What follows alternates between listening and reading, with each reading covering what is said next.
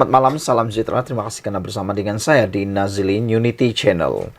Skandal RII di Kedah, siapa Lo Lai Fat dan Huang Ziyi, persoalan yang masih gagal dijawab oleh Sanusi. Sepatutnya Sanusi menjawab atau memberikan jawaban kepada isu ini, bukannya menimbulkan isu-isu yang lain pula.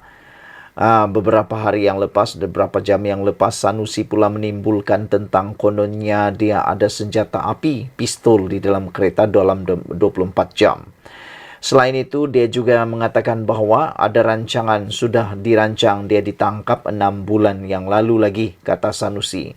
Sehingga pada pendapat kami sebagai penganalisis politik itu satu perkara yang merepek kerana beliau ditahan bukan kerana perkara atau tuduhan yang pernah berlaku sebelum ini, tetapi kerana ucapan beliau yang baru sahaja beliau lontarkan dalam ucapan dalam kempen terbaru. Jadi, tiada kaitan ucapan beliau itu dengan rancangan kononnya yang beliau nyatakan itu. Tapi, yang sepatutnya dijawab oleh Sanusi ialah skandal RII di Kedah. Dia perlu jawab, siapa So Lai Fat dan Huang Ziyi? Persoalan yang masih gagal dijawab Sanusi. Kecurian unsur nadir bumi RII bukanlah satu plot atau rancangan untuk memburukkan imej Menteri Besar Kedah, Datuk Seri Muhammad Sanusi Maknor. Skandal membabitkan eksploitasi hasil bumi yang dikaut warga China itu menggambarkan betapa teruknya kepincangan pentadbiran kerajaan negeri Kedah. Ada bukti yang kukuh dan tulen, bukannya tuduhan kosong semata-mata. Apa yang tiada setakat ini ialah penjelasan sebenar Sanusi selaku pengerusi perbadanan Menteri Besar Kedah MBI termasuk isu dua pekerja dari China, So Lai Fat dan Huang Ziyi. Namun, Sanusi seolah-olah menepis dengan mendakwa konon wujudnya plot memburukkan imejnya. Sedangkan majikan So Lai Fat dan Huang Ziyi yang masing-masing pemegang pas profesional adalah MBI. Kecurian serta rasuah dalam isu perlombongan RII itu melibatkan hazana alam semula jadi di hutan simpan Bukit Enggang Syekh. Eksplorasi atau curi RII. Hanya yang tahu sepatutnya dan semestinya adalah Sanusi. Ikuti rancangan khas berprofil tinggi ini dalam Siasatan Suruhanjaya Pencegahan Rasuah Malaysia SPRM. Saudara-saudara sekalian, dalam beberapa gambar yang kita sedang tonton sekarang ini ialah surat Menteri Besar Kedah kepada KDN, iaitu Kementerian Dalam Negeri, mohon pas lawatan ikhtisas untuk pekerja RII dari China. Muhammad Sanusi Maknor antaranya mohon 21 pekerja mahir dari China, tetapi surat CEO MBI Kedah menyatakan mereka hanyalah pekerja am, dan pada waktu itu Menteri KDN ialah Hamzah Zainuddin. Selain itu, siapa dua orang ini, iaitu Huang Ziyi dan So Lai Fat? Daripada paparan ini, daripada puluhan warga China yang diberikan pas lawatan ikhtisas, dua daripadanya bermajikankan MBI Kedah untuk projek RII. Ditangkap Januari 2023. Kes kecurian RII dan pencerobohan hutan simpan Bukit Enggang Syekh mempunyai kepentingan 80% dalam prospek Suria Sudan Berhad, syarikat yang diberi lesen oleh Kerajaan Kedah untuk projek eksplorasi RII, iaitu So Lai Fat. Kecurian RII part yang ketiga, Januari 2023, tangkapan pertama selepas surat kebenaran dikeluarkan Kerajaan Kedah. 15 Mei 2023, kes kecurian belum selesai. Sekali lagi, surat kebenaran dikeluarkan. Jun 2023, tangkapan kedua kes yang sama di lokasi yang sama. Huang Zi, salah seorang warga China yang ditangkap, merupakan staf profesional lantikan MBI Kedah. Selepas itu, terkini direman SPRM suguhkan RM13 juta, part yang keempat. CEO MBI Kedah dan seorang pengarah syarikat berkait pelumbungan mineral ditahan reman atas siasatan kes korupsi RII. Saudara-saudara sekalian, dalam gambar yang kita lihat ini, pada 2018 digambarkan selamatkan Bukit Enggang. Saudara-saudara sekalian, ini memang mengejutkan kita semua. Ikuti terus ulasan selepas ini. Selamat datang, salam sejahtera. Terima kasih kerana bersama dengan saya di Nazilin Unity Channel. Daripada Harapan Daily, Sanusi penakut, suka caci orang tapi rupanya telinga nipis, cepat koyak. Ini tajuk yang memang agak lumayan hebatnya, agak panas untuk didengar, dan pastinya anda akan share kepada kumpulan-kumpulan anda semua. Sanusi sebenarnya penakut, suka caci orang tapi rupanya telinga nipis, cepat koyak, kata Ketua Penerangan UMNO Isham Jalil, menyifatkan Ketua Pengarah Pilihan Raya Perikatan Nasional PN Datuk Seri Muhammad Sanusi Maknor sebagai penakut. Menurutnya, Menteri Besar Kedah berkenan suka mencaci orang dan celupar sehingga Sultan pun dihina. Namun katanya, Sanusi penakut apabila enggan datang ke Balai Polis susulan isu dokumen paslik yang berlaku tahun lalu. Kes lama dia, Sanusi dengan saya berkenan paslik yang mana dia fitnah saya melakukan jenayah pun belum selesai lagi. Jika sabit kesalahan, dia boleh dipenjara 2 tahun. Dan dia memang penakut, kata Isham. Dulu polis panggil datang balai berkenan kes ini pun dia tak mahu datang. Saya ajak dia pergi mahkamah, dia tutup komen di Facebook. Sanusi ini suka caci orang dan mulutnya celupar, cupai sehingga Sultan pun dia hina. Tetapi rupanya telinganya ni nipis dan hatinya tisu dan cepat koyak, katanya dalam satu kenyataan hari ini. Minggu lalu, Sanusi dihadapkan ke Mahkamah Session Selayang di Gombak, Selangor atas 2 pertuduhan berhubung isu pelantikan Menteri Besar Selangor dan penubuhan Kerajaan Perpaduan.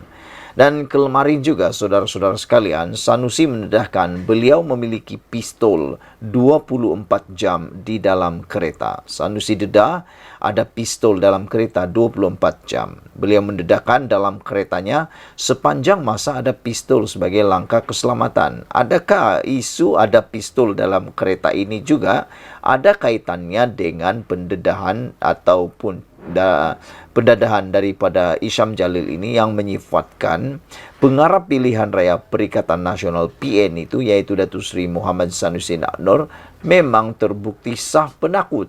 Kerana saya belum pernah dengar lagi ada ahli politik yang berani mendedahkan mempunyai pistol di dalam kereta 24 jam.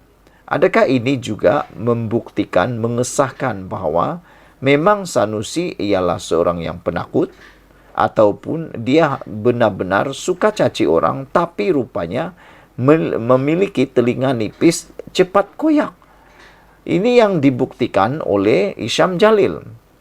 Apabila Isham Jalil memberikan bukti, kata beliau, baru-baru ini dalam isu berkaitan dokumen paslik yang berlaku tahun lalu, Sanusi penakut apabila enggan datang ke Balai Polis. Dan dalam isu hina Sultan Selangor dan juga memperlekai Sultan yang di Pertuan Agong, Sanusi pun gagal dihubungi dan dia kata dia pun tak mahu datang ke Balai Polis kalau untuk ditangkap.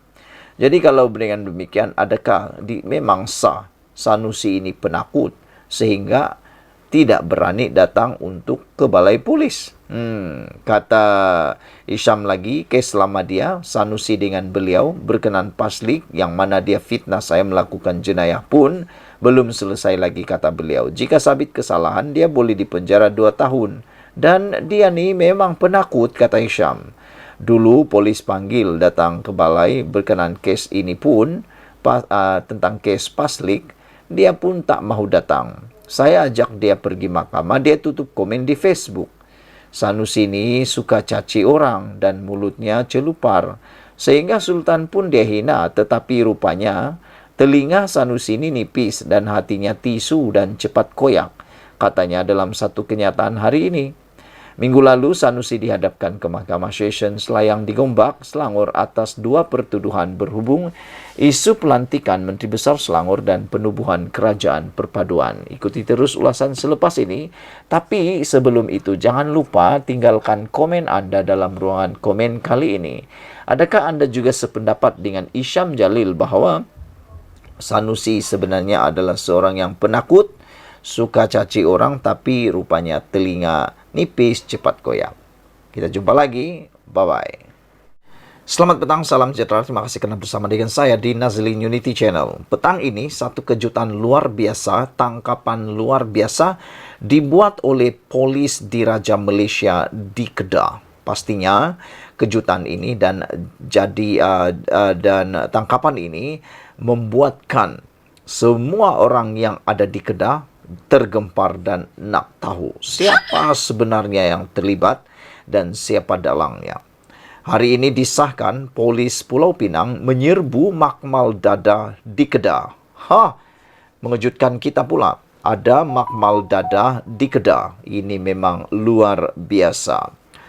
Polis menahan 2 lelaki dan merampas dada bernilai RM135.250 dalam 2 serbuan berasingan masing-masing di Pulau Pinang dan Kedah kemarin. Serbuan pertama jam 7 pagi dilancarkan Jabatan Siasatan Jenayah Narkotik JSJN Pulau Pinang terhadap sebuah kereta di tepi jalan di seberang Perai Selatan SPS sebelum menahan 2 lelaki tempatan penganggur berusia 27 tahun dan 30 tahun yang disyaki terbabit aktiviti pemprosesan dada. Susulan gerakan itu, Ketua Polis Pulau Pinang Datuk Kok Chin berkata, polis kemudian melakukan serbuan ke sebuah rumah di Bandar Baru Kulim, Kedah yang dipercaya dijadikan makmal pemprosesan dada. Menerusi serbuan di Kulim, polis merampas 22 bungkusan dadah jenis heroin seberat 1 kg, 1 paket lutsinar sabu, dan 2 paket serbuk putih disyaki kefen seberat 1,28 kg, selain berbagai peralatan bagi pemprosesan dada.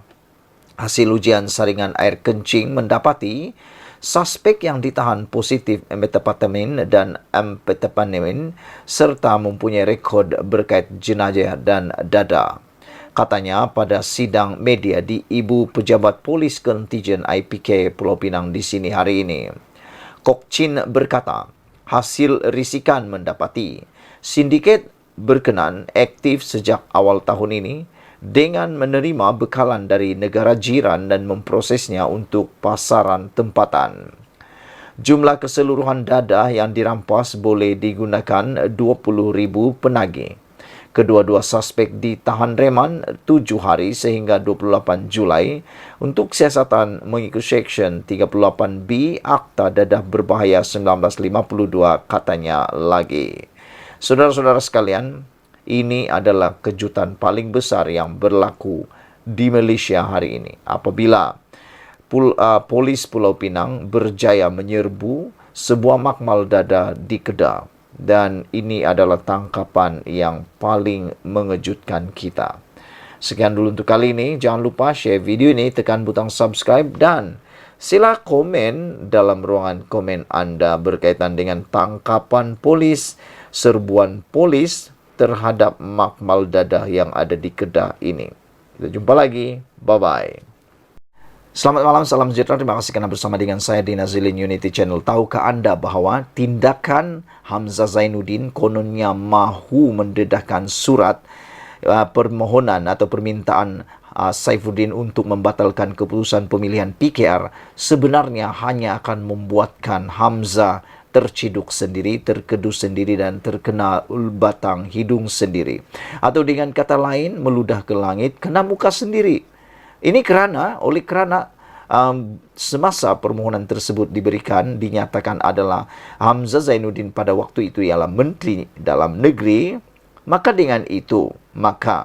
dengan mendedahkan wujud surat berkenan, ianya tidak bermakna lagi, bahkan ia hanya mendedahkan kelemahan dan ketidakcekapan Hamzah sendiri ketika memegang jawatan Menteri Dalam Negeri. Dan paling penting sekali ialah mengapa Hamzah Zainuddin tidak teruskan pembatalan itu kalau benar ada. Karena kalau dia meneruskan pembatalan itu, pastilah PKR ataupun Parti Pakatan Harapan, Gabungan Pakatan Harapan akan lebih berpecah belah dan tidak akan menang apa-apa kerusi dalam PRU yang lepas. Ikuti terus ulasan. Selamat petang, salam sejahtera. Terima kasih karena bersama dengan saya di Nazilin Unity Channel. Buang masa saja Hamzah mau dedah surat Saifuddin ketika kempen PRN ini. Baru-baru ini Hamzah Zainuddin seakan-akan mengugut Saifuddin dengan menyatakan bahwa beliau akan mendedahkan surat berkaitan dengan pemilihan PKR dalam pemilihan PKR baru-baru ini. Namun demikian, buang masa sajalah sebenarnya Hamzah mau dedah surat Saifuddin ketika kempen PRN ini.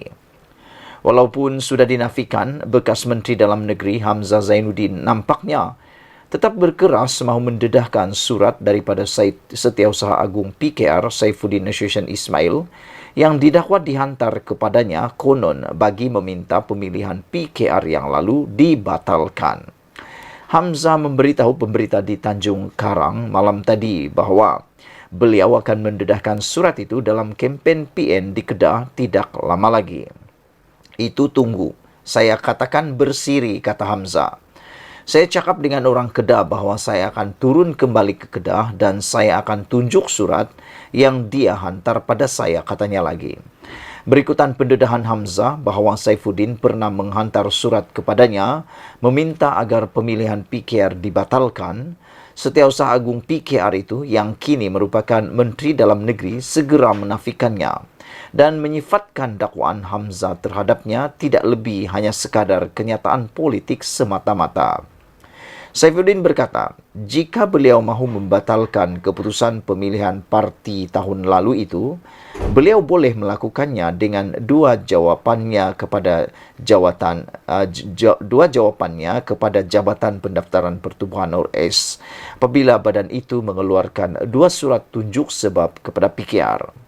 Tentunya kerana tidak puas hati dengan jawapan Saifuddin itu, Hamzah kini memutuskan untuk mendedahkan surat Saifuddin itu.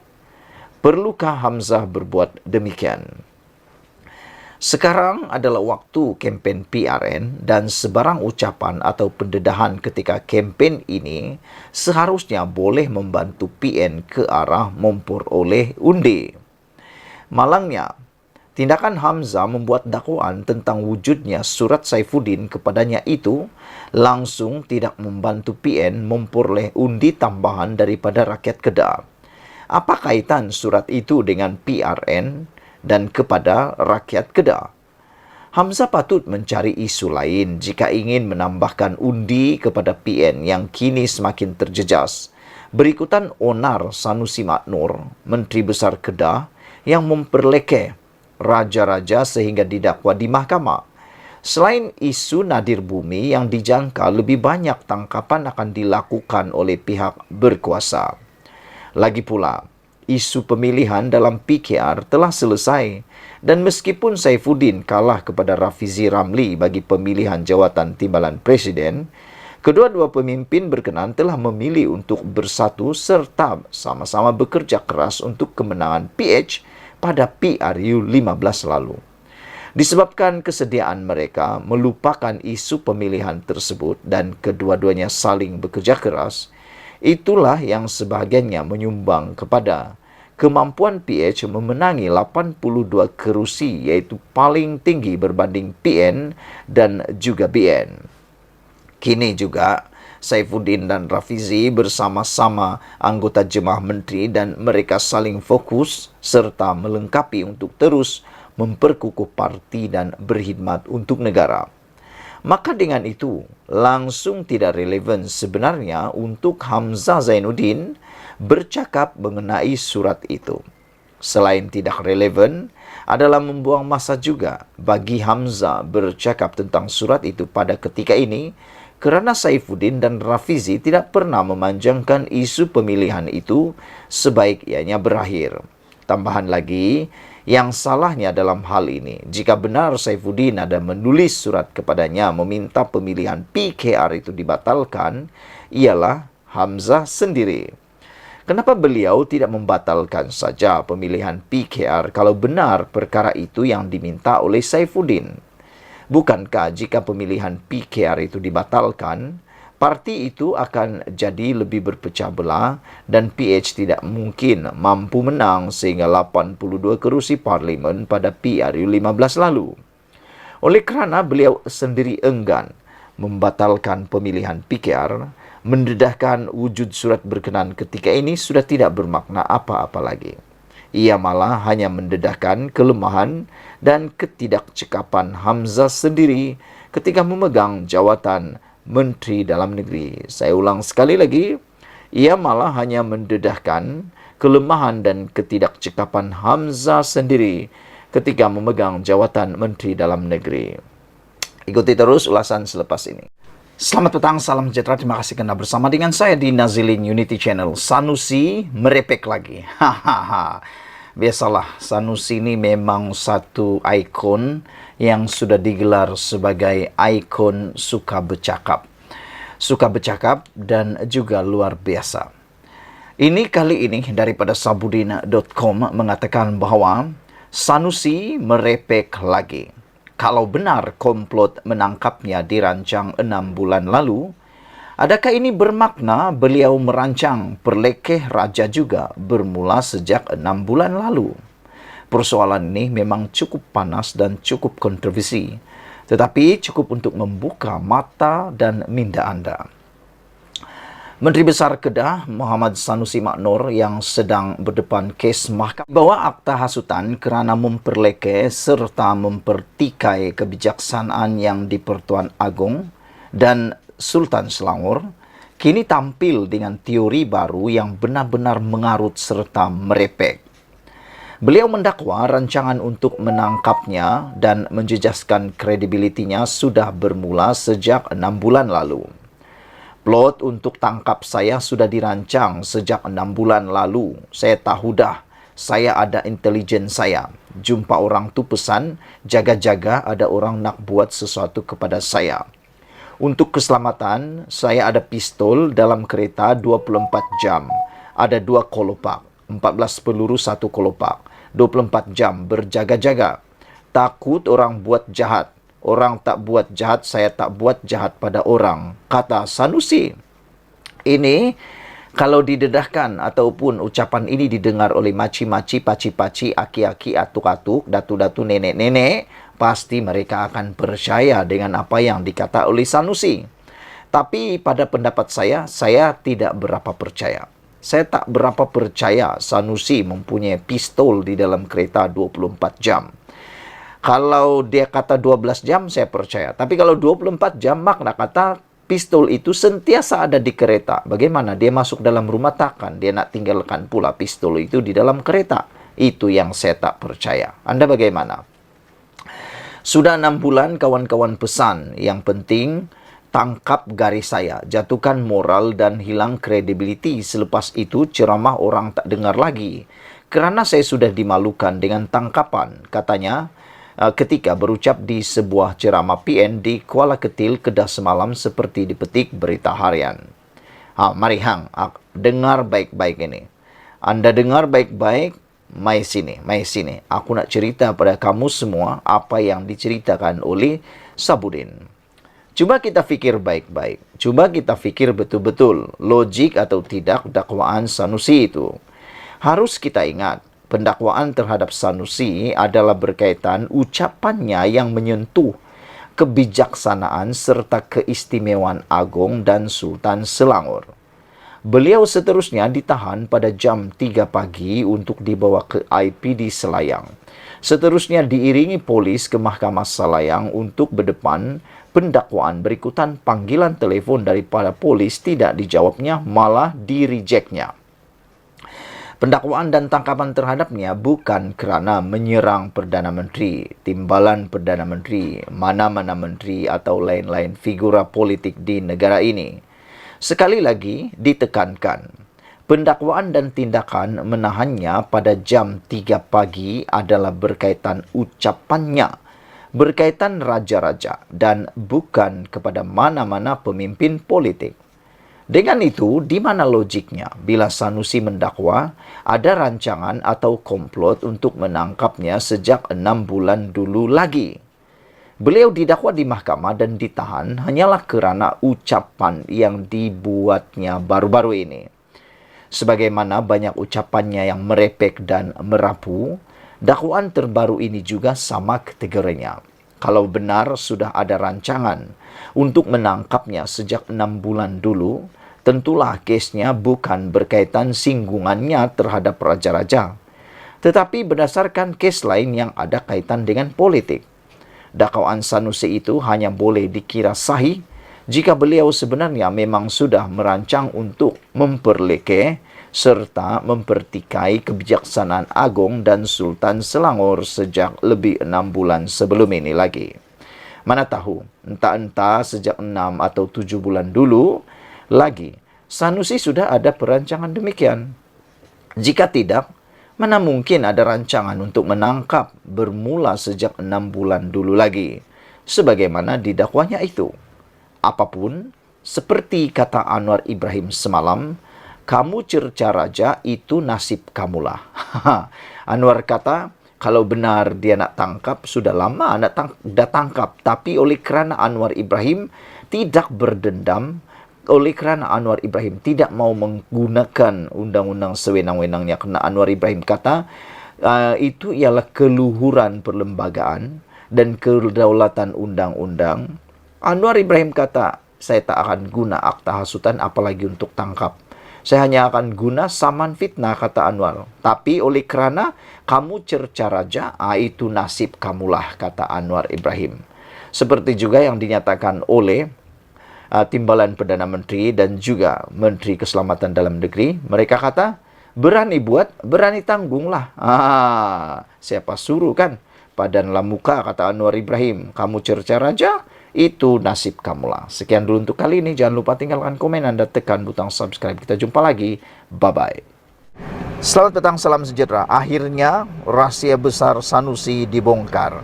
Baru-baru ini Sanusi kata akaun TikTok beliau telah pun disekat oleh kerajaan. Dan beliau mendakwa itu adalah tindakan yang terdesak, kata Sanusi. Dan dia menuduh kerajaan yang menyekat TikTok beliau.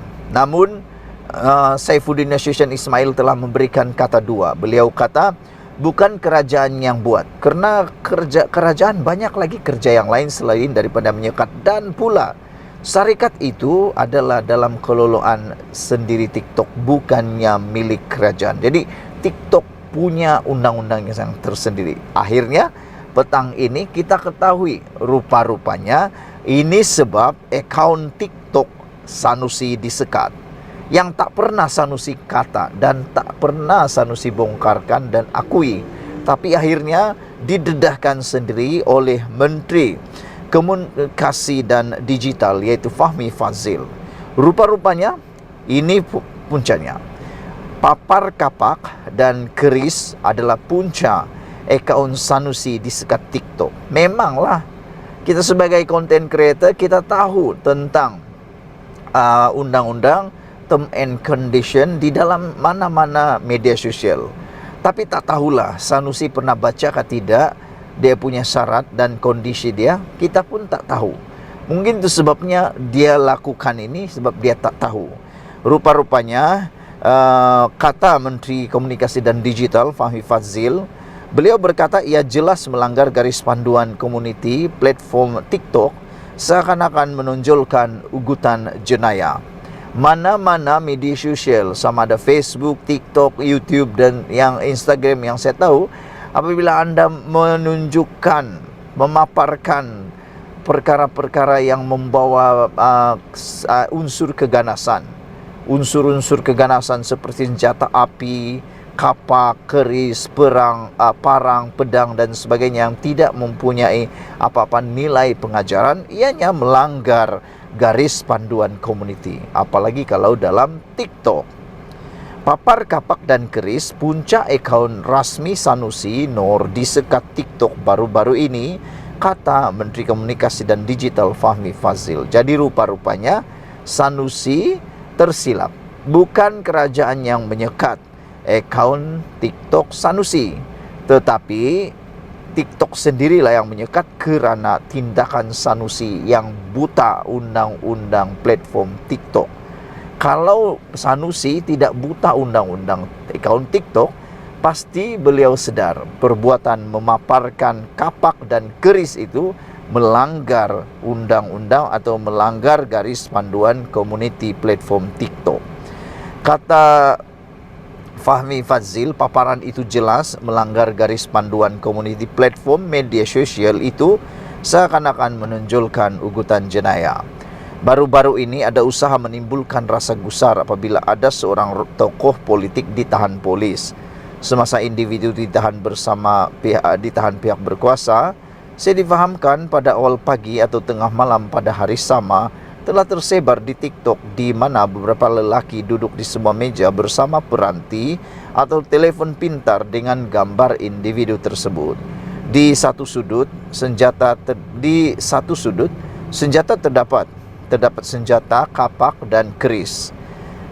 Bagi saya dan sudah pasti bagi pihak polis, waima pihak TikTok sekalipun, gambar yang ditonjolkan itu adalah ugutan jenayah, kata beliau menerusi SDO ini. Beliau berkata demikian pada Majlis Penyampaian Watikah Komuniti Madani peringkat Zon Tengah Selangor di Universiti Teknologi MARA UiTM Shah Alam.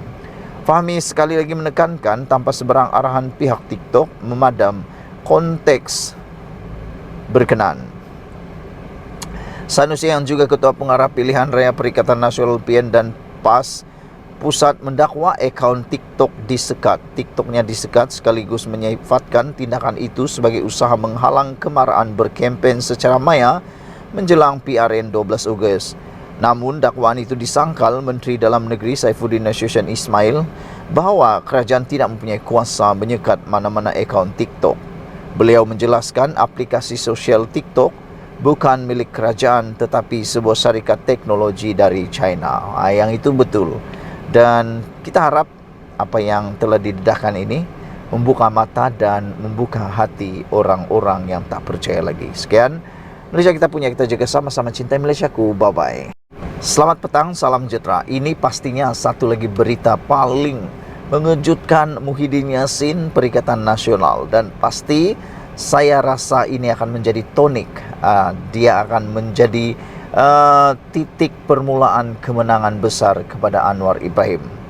Anwar Ibrahim dalam pengumumannya kemarin mengumumkan berita paling gembira untuk seluruh rakyat Malaysia apabila beliau mengumumkan dalam beberapa minggu lagi, seminggu atau 2 minggu ini, kata Anwar Ibrahim, beliau akan mengumumkan beberapa imbuhan buat penjawat awam.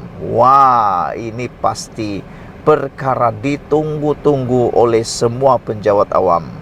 Dan kalau ini sudah diumumkan dan tepat seperti yang dikehendaki oleh penjawat awam, khususnya kenaikan gaji, ini akan mampu menarik hati dan juga dapat menarik perhatian untuk lebih mendapat sokongan daripada rakyat.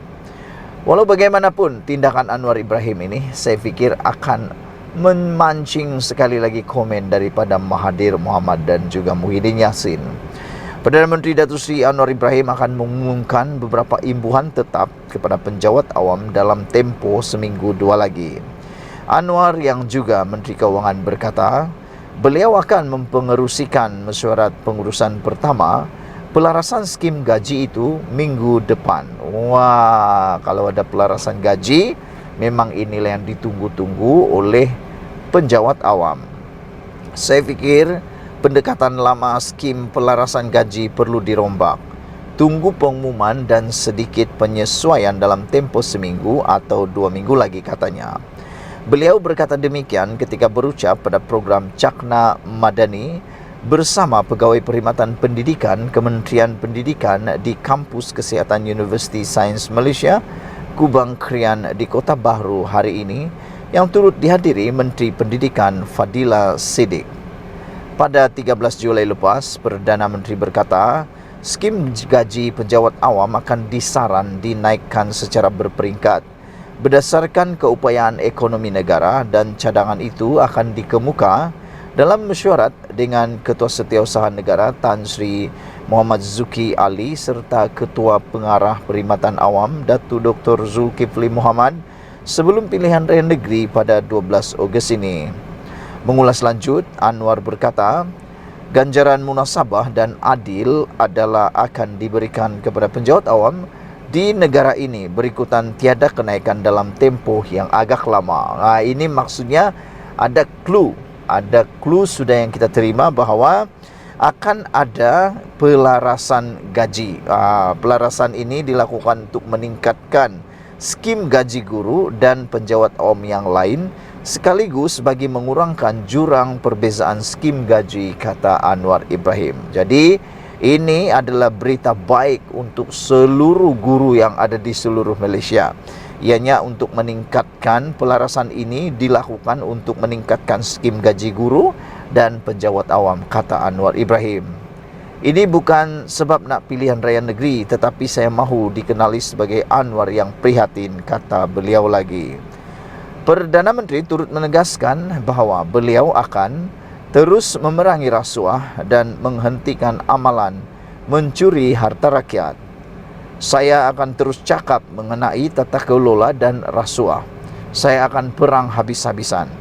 InsyaAllah saya akan lakukannya sekira Allah beri kekuatan kepada saya untuk selamatkan negara, kata Anwar lagi. Terima kasih Datuk Seri Anwar Ibrahim, Perdana Menteri Malaysia, yang telah pun berfikir dan telah pun berjanji ini untuk melaksanakan, akan mengkaji dan memberikan pelarasan ini dilakukan untuk meningkatkan skim gaji guru dan penjawat awam yang lain, sekaligus bagi mengurangkan jurang perbezaan skim gaji yang lama.